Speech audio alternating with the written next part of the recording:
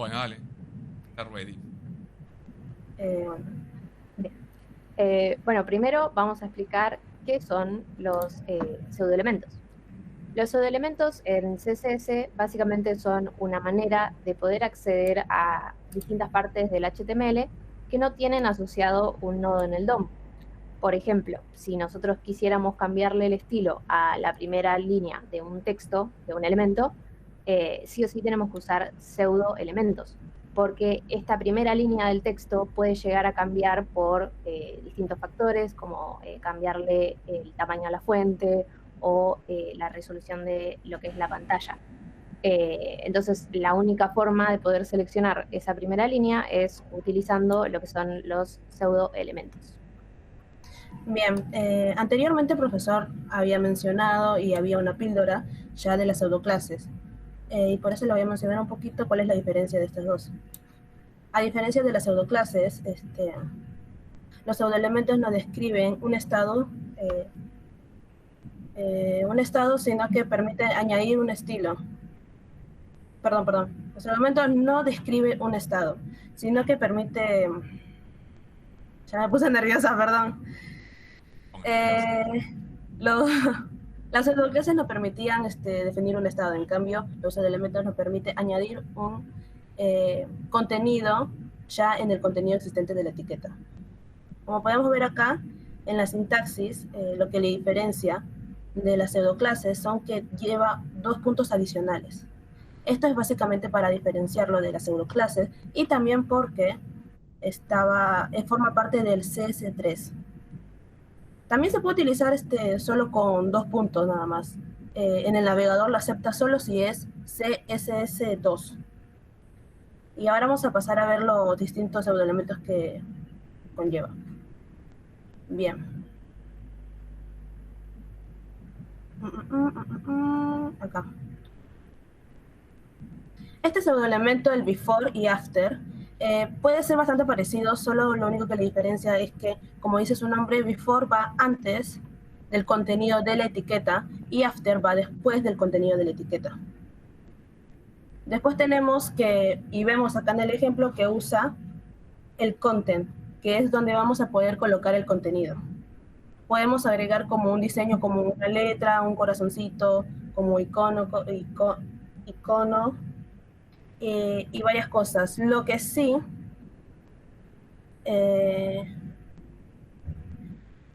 si nosotros quisiéramos agregar un cuadrado antes del contenido o después del contenido, con un ancho y un largo, no lo podremos hacer porque por defecto el pseudoelemento contiene un display inline, por lo que no podemos aplicar atributos de ancho y alto. Por lo tanto, podríamos agregar un display inline block para poder agregarle este tipo de atributos y diseño. No podremos hacer esto mismo con una etiqueta de reemplazo, que sería una imagen, un BR y más, porque no tiene contenido, ya que en sí conocemos la etiqueta de imagen que no lleva ni un contenido, solo es la etiqueta y ya. Luego, estos pseudoelementos, bueno, ahí ven en el texto esos elementos por contenido, por caja de formato de elemento y por lo tanto no se aplica elementos de reemplazo como los elementos IMG. Si vemos en el ejemplo, como decía que es parecido, en before lo podemos reemplazar por after. Solo lo único que cambiaría es el antes y el después del contenido. Y luego pasaremos a la siguiente. Luego tenemos el first late y el first line. Que en el first late vemos que representa la primera letra del elemento. Podemos agregarle un fondo, un color, una fuente a la primera letra del párrafo, o del H1 o del H2. Solo lo que cambiaría es la letra nada más, la primera letra, como vemos ahí en el ejemplo, que la T está de tal tamaño y de tal color. Este pseudoelemento nos permite utilizar todas las propiedades de fuente, de fondo, como el background color y más, el margin, el padding, el borde, el color y más. Después tenemos el first line, que aplica el diseño a la primera línea del párrafo, del H1 o más. Se puede utilizar con todas las propiedades de fuente, de fondo, propiedad de color y más. Menciono esto de con qué se puede utilizar porque hay cierto límite con qué propiedades se puede utilizar este pseudoelemento. Vemos ahí en el ejemplo que The World Wide Web, esa línea está solo con tal fuente, está más grande que las anteriores líneas, y esto es lo que hace el first line. Luego pasaremos al selection, que ahí le agregué un videito para ver de qué se trata. Coincide con la parte de un elemento que selecciona un usuario, como por ejemplo seleccionar con el mouse, como ven en el video. Además, en este elemento, en este caso, es solo su conjunto de propiedades, puede ser utilizado con este pseudoelemento, y son el color, el background color y el text shadow. Acá vemos que tiene un cierto límite de propiedades con que se puede utilizar. Ahí le puse una advertencia: no la uses en un sitio web, en sitios web en producción. No funcionará para todos los elementos. Actualmente no es tan recomendable debido a esto. Podría haber también incompatibilidades considerables entre distintas implementaciones y el comportamiento podría cambiar en el futuro. O sea que no es totalmente recomendable utilizarlo. Y hasta ahí llegó mi parte y va a pasar mi compañera Valentina a explicar lo suyo. A ver, ahí para que no se me pasa la diapositiva, creo que es por esto. Ahí está. Bueno, también tenemos lo que es el pseudoelemento de backdrop, que básicamente es una caja del tamaño de la ventana gráfica que se muestra inmediatamente debajo de cualquier elemento que se presente en la capa superior. ¿Esto qué quiere decir? Suena un poco complicado. Si lo podemos ver en el ejemplo, a lo que es el elemento dialog le estamos agregando el pseudoelemento background con la propiedad de background color salmon. Y en este caso lo que estamos cambiando no es el color de fondo de la caja de diálogo, sino le estamos poniendo color a lo que está atrás, al fondo del diálogo. Los backdrops solamente pueden utilizarse en elementos que se hayan colocado en pantalla completa, utilizando request full screen, en elementos dialog que hayan utilizado show modal, y en elementos popover que hayan utilizado show popover.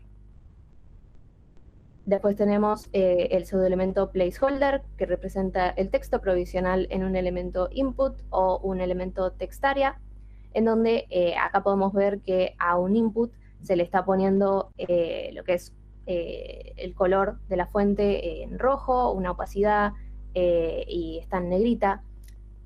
Obviamente al utilizar este pseudoelemento hay que también tener en cuenta lo que es la accesibilidad, ya que por defecto es de color gris, pero al cambiarlo también tenemos que tener en cuenta el contraste que se genere si es que queremos tener un placeholder personalizado.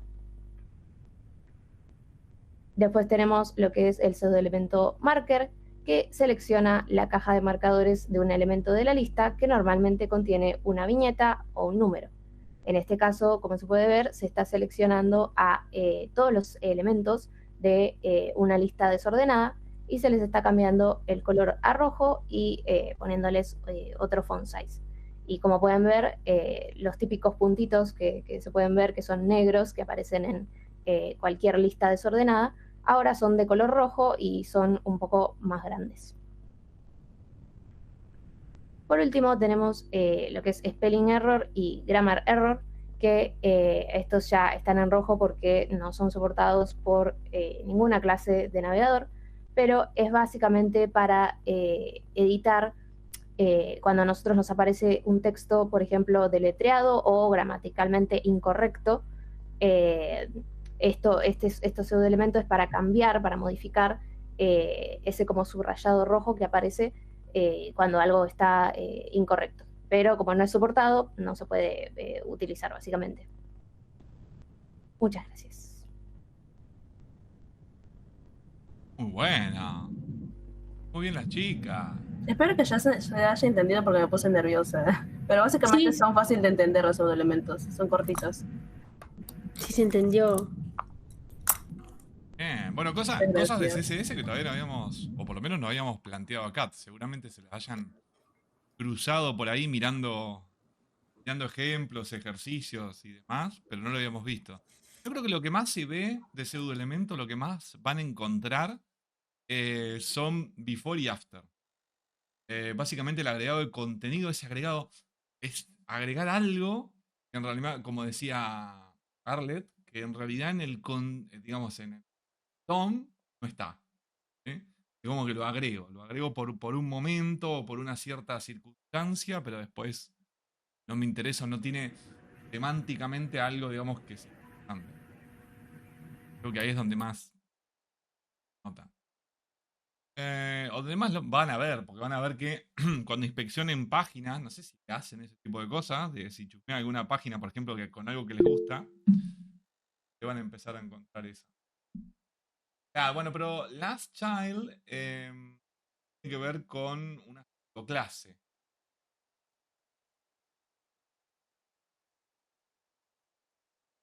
Claro, porque lo que diferencia es que las pseudoclases le agrego ya como un diseño a algo existente y en cambio los pseudoelementos le agrego algo que no existe todavía. Claro. Claro, exactamente. Exactamente. Esa por ahí es la diferencia marcada. Claro, las Child lo que hace es devolverte, por ejemplo, el último hijo dentro de nada, de una padre, ¿no? Acá en el chat.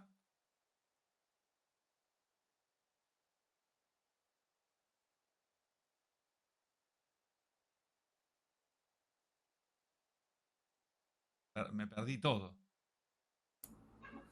No, igual lo último es reciente, profe. Es sobre lo de Last Child. Ah, Y usted le respondió y María puso ah. ah. Bueno. Ok. Creo que. Ah, sí. Creo nada. Antes que me olvide. Le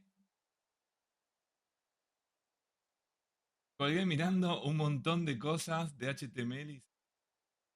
Bueno, bien, bien. Hay que profundizar mucho el tema ese. Acuérdense que, a ver, todo lo que vinimos viendo en el bootcamp, no es que ya lo vimos y se terminó. ¿Sí? Hay que profundizarlo un montón. De HTML y CSS hay un montón de cosas que van a seguir aprendiendo. Se termina. Van a seguir aprendiendo largo. No tengo nada en Y cuenta. Bueno, SAS es súper importante que lo analicen, que lo miren, que lo implementen, ¿sí? Que lo usen. No, le quería comentar. Vieron que ayer. No las quise después molestar porque si no era pasarlas todas al general para explicar algo que ves. Bueno, espero a mañana y no era tan urgente. Le subí ahí a Classroom. Paren que la grabación la puedo parar, ¿no?